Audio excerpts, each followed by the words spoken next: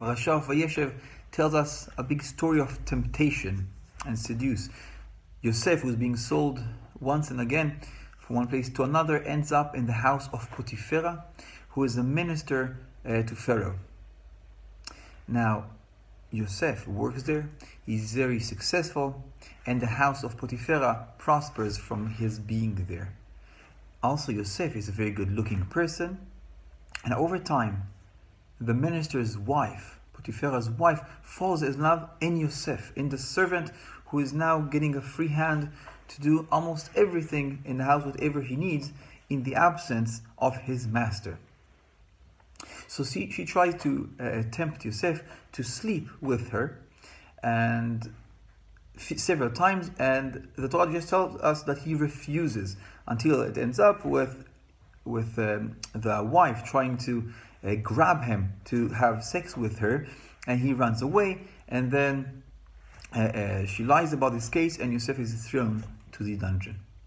The Midrash gives us more details and elaborates what was actually happening there, the thoughts of who were in Yosef's mind, and how did he overcome this big temptation of this beautiful wife of his master. It's also a big honor, it's also very tempting, and so on. The Midrash gives a lot of details until it says that Yosef was actually about to take off his clothes and sin with his master's wife. But what stopped him? He was thinking, showed to him was the image of his father, Yaakov Avinu, Jacob. He saw this and he said, "Oh, what am I doing?" And he ran away, leaving his clothes in his master's wife's hands. I think there's a remarkable message that we can learn here. We know that education is a lot. We spoke about this, about being self-exemplars to our children and our surroundings. Another aspect of that, it's who is our cultural heroes. What are the posters we put in our house, the pictures? What movies we watch on Netflix and our children see that we watch it? What is our discourse? What is the language that we use? Do we have a gentle talk, or do we have a violent one?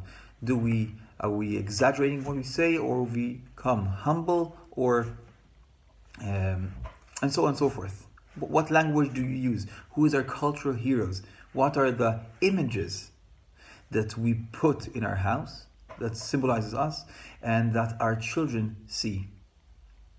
And like in Yaakov, when he sees this, his heroic cultural hero is Yaakov, who is humbleness and modesty. When he sees this, he stops himself right away and says, "How can I sin?" And escapes the room. Another thing is, maybe another little message here. If he could overcome this huge challenge, a young man full of hormones and have no other opportunity in life, and then so easy can sin, and even he succeeded in avoiding from the sin, we can overcome any sin as well. Shabbat shalom u'mevorach.